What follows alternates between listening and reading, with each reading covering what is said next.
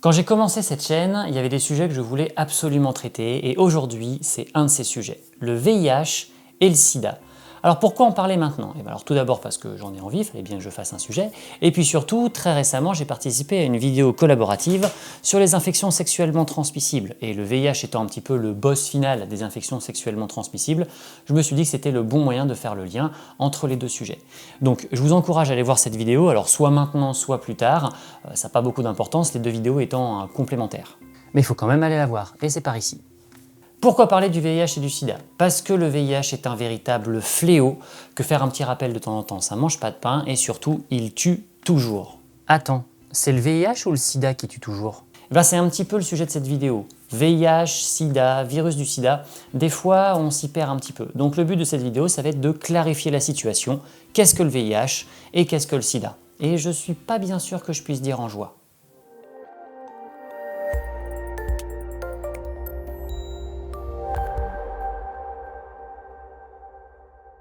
Première chose avant que quelqu'un me fasse la remarque, je ne vais pas beaucoup parler de prévention dans cette vidéo, je vais vous parler de la maladie en elle-même. Parce que vous allez voir qu'en plus d'être une belle saloperie, c'est assez compliqué. Non, déjà que dans la vidéo, on va pas réussir à parler de tout le VIH, donc pour la partie prévention, qui est bien évidemment indispensable, on va vous renvoyer vers la vidéo collaborative, on parle à peu près que de ça dedans. Pour bien comprendre la différence entre VIH et sida, on va faire un rapide historique de leur découverte. Au début des années 80, on observe chez certaines personnes des symptômes et des manifestations qui ne sont pas habituelles chez une personne, disons, en bonne santé. Voilà, ces pathologies qui sont très spécifiques sont la manifestation d'un effondrement du système immunitaire. On parle ici d'infections au niveau des poumons très spécifiques ou d'infections par des champignons ou certains types de cancers.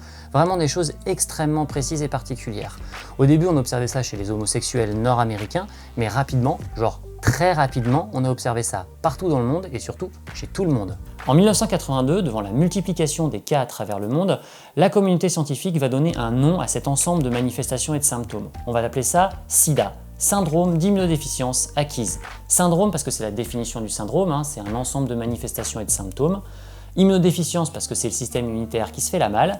Et puis acquise parce qu'il est acquis, il n'est pas inné, il n'est pas là de naissance.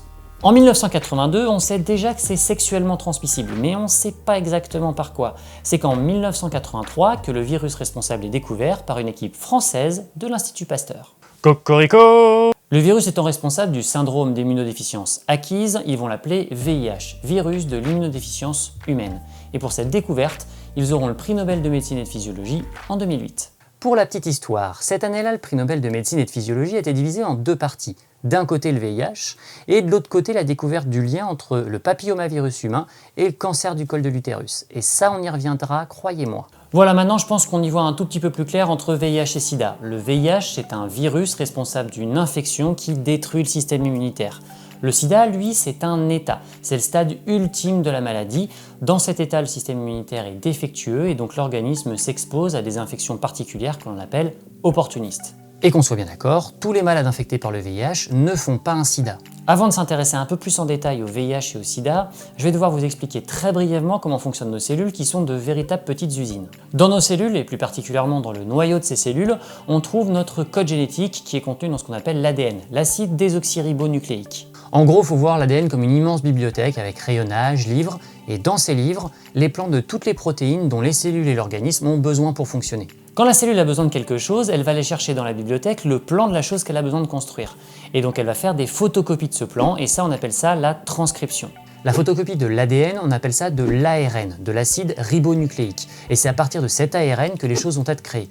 Si l'ADN c'est la forme de stockage de l'information, c'est les bouquins dans les rayonnages, l'ARN c'est la photocopie de ces plans, c'est la forme de travail de l'information. Voilà, en gros ça donne ADN qui est copié en ARN et qui est lu et transformé en protéines. Revenons à notre VIH. Le VIH, on a vu que c'était un virus. Un virus, c'est une entité biologique très petite, beaucoup plus petite qu'une cellule ou qu'une bactérie. Une cellule normale, comprenez eucaryote, mesure en moyenne entre 10 et 100 micromètres. Une bactérie, qui est également une cellule, est environ 10 fois plus petit, de l'ordre de 1 micromètre. Et un virus, c'est beaucoup plus petit, c'est 10 à 100 fois plus petit qu'une bactérie. C'est vraiment très petit, environ 10 nanomètres. Les virus, ça fonctionne comme les parasites. Ils ont besoin d'une cellule hôte pour se reproduire. En gros, ils piratent l'usine cellulaire. Ils utilisent la cellule qu'ils contaminent pour qu'elle produise de nouveaux virus. En fait, les virus injectent dans leurs cellules hôtes du code génétique. Alors c'est soit de l'ADN, soit de l'ARN, c'est pas très important. Et à partir de ce code génétique, la cellule va produire de nouveaux virus qui pourront aller infecter de nouvelles cellules, etc., etc. Le VIH, c'est absolument pas un virus standard. Un virus standard, il injecte son code génétique dans une cellule, et cette cellule va utiliser ce code génétique tel quel ou quasiment pour produire de nouveaux virus. Le VIH, non, c'est un vicieux. Le VIH, c'est ce qu'on appelle un rétrovirus. Alors comme tous les virus, il va injecter son code génétique dans la cellule, là c'est de l'ARN, et il va pas faire que ça. Il va aussi injecter une protéine particulière qu'on appelle la transcriptase inverse. Et cette transcriptase inverse va faire, comme son nom l'indique, de la transcription inverse. Elle va prendre l'ARN, la transformer en ADN, et cet ADN va ensuite être intégré directement dans le code génétique de la cellule. Une fois infectée par un virus, une cellule va produire des virus jusqu'à sa mort. Alors cette mort, elle peut arriver soit par épuisement, soit par autodestruction, soit par destruction par le système immunitaire qui repère que la cellule est infectée. Et c'est exactement ce qui se passe avec le VIH. Le VIH infecte des cellules, il va se reproduire dans ces cellules, et ces cellules vont finir par mourir. Et c'est maintenant qu'on touche au problème du VIH. Le VIH ne s'attaque pas à n'importe quelle cellule. Ces cellules cibles sont les cellules du système immunitaire. Le truc s'attaque directement aux cellules censées lutter contre les infections. Il s'attaque directement au système de défense de l'organisme. Alors pas à tout le système de défense, à certaines cellules immunitaires particulières qui expriment une protéine qu'on appelle CD4. La membrane des cellules est recouverte de tout un tas de protéines qui servent à tout un tas de trucs. Certaines sont relativement standards et d'autres sont beaucoup plus spécifiques de certaines cellules. Les globules rouges et les cellules musculaires, par exemple, n'expriment pas exactement les mêmes protéines membranaires, mais elles vont en avoir en commun. La protéine qu'on appelle CD4 pour cluster de différenciation 4, avec ça vous êtes content, est présente uniquement sur certaines cellules de l'immunité, ce qu'on appelle les globules blancs, et dans ces globules blancs particulièrement présentes sur certains lymphocytes. Ces lymphocytes, on les appelle lymphocytes T CD4 helper, et c'est surtout à eux qu'on va s'intéresser parce que c'est surtout eux les plus importants.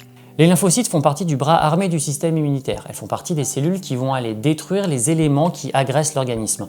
Et si dans une armée, il y a les combattants au corps à corps, les combattants à distance et les forces de soutien, eh ben les lymphocytes CD4 helper font partie des forces de soutien. D'où le helper. Ils sont super importants pour le système immunitaire. C'est un peu la clé de voûte du système immunitaire. Leur rôle, c'est d'activer, de coordonner et de guider les autres cellules de l'immunité pour qu'elles aillent détruire les menaces. Sans eux, pas de réponse immunitaire correcte possible. Pas de défense contre les infections, pas de défense contre les cellules anormales, contre les cellules qui dégénèrent ou contre les éléments suspects. Donc après une infection par le VIH, le système immunitaire va se détruire lentement mais sûrement au fur et à mesure que les cellules de l'immunité qui portent le CD4 vont être détruites, soit par le virus, soit par le système immunitaire qui essaye de détruire l'infection. On va pouvoir maintenant s'intéresser un peu plus en détail au sida. À l'heure actuelle, pour suivre une infection par le VIH et suivre son évolution dans le temps, on mesure deux choses. Alors, ce qu'on appelle la charge virale, c'est-à-dire le nombre de copies du virus qui circulent dans le sang, et le taux de lymphocytes CD4 qui circulent dans le sang. On estime qu'avec un taux de lymphocytes CD4 de 350-400 par millimètre cube, il n'y a pas beaucoup de chances de développer des infections inhabituelles. Le système immunitaire fonctionne globalement normalement. Avec les traitements actuels, s'ils sont bien pris et qu'il n'y a pas de résistance, ça permet de maintenir de manière constante une charge virale indétectable et un taux de lymphocytes CD4 supérieur à 400 par millimètre cube. Quand le taux de CD4 passe en dessous de 350 par millimètre cube, on peut commencer à voir apparaître des infections qu'on dit opportunistes, c'est-à-dire des infections qu'on ne verrait pas apparaître si le système immunitaire fonctionnait correctement. Le stade SIDA n'est pas défini par un niveau de charge virale ou par un taux de CD4 dans le sang, non. Le stade SIDA, c'est défini par la présence ou non de certaines infections ou de certaines maladies très particulières. Il existe une liste extrêmement précise qui définissent le stade SIDA. Par exemple, on peut y trouver la pneumocystose, qui est une infection par un champignon, la toxoplasmose cérébrale, qui est une infection par un parasite, ou alors le sarcome de Kaposi, qui est un certain type de cancer. Une fois qu'un patient a été classé au stade SIDA, il sera toujours considéré en tant que tel. Il n'y a pas de retour en arrière possible, même si son taux de CD4 et sa charge virale reviennent à un niveau normal. Peu importe le taux de CD4 dans le sang ou la charge virale du patient. Si un patient présente une infection qui fait rentrer dans le stade SIDA, quel que soit son niveau de CD4 ou son niveau de charge virale, il sera considéré comme ayant atteint le stade SIDA. Ce qu'il faut bien comprendre, c'est que le sida, c'est un stade, c'est un point particulier dans l'évolution de la maladie. Ce n'est pas une maladie, c'est un panel de maladies. On n'est pas malade du sida, on est malade du VIH et peut-être d'une infection qui nous fait passer au stade sida. Le VIH touche 35 millions de personnes sur la planète, et ce, partout sur la surface du globe. Il touche les hommes comme les femmes, les hétérosexuels comme les homosexuels, les vieux comme les jeunes et même les enfants. En France, on estime qu'il y a par an 7500 nouvelles contaminations et environ 1700 décès. 150 000 personnes sont déclarées comme vivant avec le VIH. Et ça, c'est sans compter les gens qui ne savent pas qu'ils sont infectés. Le VIH se trouve dans le sang, mais également dans le sperme et dans les sécrétions vaginales, mais absolument pas dans la salive. C'est pour ça que le préservatif est le seul moyen de lutte efficace contre la diffusion du virus. Il fait littéralement barrière au passage du VIH. Au moment de la contamination initiale par le virus, il n'y a pas de manifestation spécifique à cette infection. Voilà, c'est un tableau un petit peu bâtard qui mélange plein de choses. Fièvre, fatigue, ganglions, douleurs musculaires ou articulaires. Alors parfois il y a des choses un petit peu plus graves, mais pas toujours. Et puis surtout, elles sont transitoires et pas du tout spécifiques. Un certain nombre de personnes découvrent donc leur maladie au moment où elles passent au stade sida, l'infection ayant tout le temps de faire son chemin sans se faire remarquer. Donc au moindre doute, parlez-en à un médecin et allez vous faire dépister, ça peut littéralement vous sauver la vie. Actuellement, le traitement est basé sur ce qu'on appelle la trithérapie, c'est-à-dire l'association de 3 médicaments antirétroviraux. Et le but de ces médicaments, c'est de bloquer la réplication du virus. Et je dis bien bloquer. Ce sont des traitements qui sont globalement lourds, avec des effets secondaires qui peuvent être importants.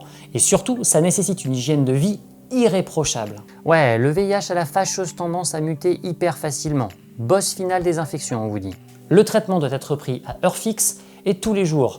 Tout écart de prise ou tout oubli de prise même unique expose au risque d'apparition de mutations dans le virus qui pourraient rendre le traitement complètement inefficace. Même si les traitements sont de plus en plus efficaces, ils ne servent qu'à bloquer l'évolution de la maladie. Ils ne guérissent pas la maladie. On ne guérit jamais d'une infection par le VIH. C'est une maladie chronique. On ne s'en débarrasse jamais. Si vous ne devez retenir qu'une seule chose, c'est qu'une fois qu'on est infecté par le VIH, on l'est toute sa vie. Et le traitement, lui aussi, c'est à vie. Alors tout n'est pas complètement noir non plus. Aujourd'hui, avec un traitement bien conduit, les patients qui sont contrôlés ont une vie quasiment normale. Ils ont la même espérance de vie que la population générale et ils peuvent même avoir des enfants. Le but de cette vidéo, en plus de vous expliquer la différence qu'il existe entre VIH et SIDA, c'est de vous faire comprendre que le VIH, c'est une véritable saloperie, qu'il faut absolument s'en méfier et qu'il faut absolument s'en protéger. Pour finir, je dirais, le sexe, c'est cool, mais la vie aussi. Et un petit chapeau en latex vaut probablement mieux qu'une grande boîte en bois. Attendez, partez pas, il y a des trucs sympas. Voilà, cet épisode est à présent terminé et on va faire un tout petit peu différemment aujourd'hui pour la fin de l'épisode. Donc restez bien jusqu'à la fin, il y a peut-être des choses qui vont vous intéresser. Tout d'abord, je vous encourage bien évidemment à aller voir la vidéo collaborative sur les infections sexuellement transmissibles. Alors c'est Tania de la chaîne Biologie Tout Compris qui en a eu l'idée, c'est elle l'instigatrice de cette initiative et elle a été faite en collaboration avec plein de membres du collectif Vidéosciences. Et pour finir, je vais essayer à partir de maintenant, à la fin des épisodes, de faire une mini FAQ. C'est-à-dire que je vais essayer de répondre aux questions pertinentes que j'ai trouvées dans les commentaires de l'épisode précédent. Donc là aujourd'hui ça va concerner l'épisode numéro 15 sur les courbatures. Je trouve les courbatures agréables et ça a d'ailleurs toujours été comme ça. Est-ce que c'est grave? Alors non, je te rassure, c'est pas grave, hein, tu n'es pas le seul.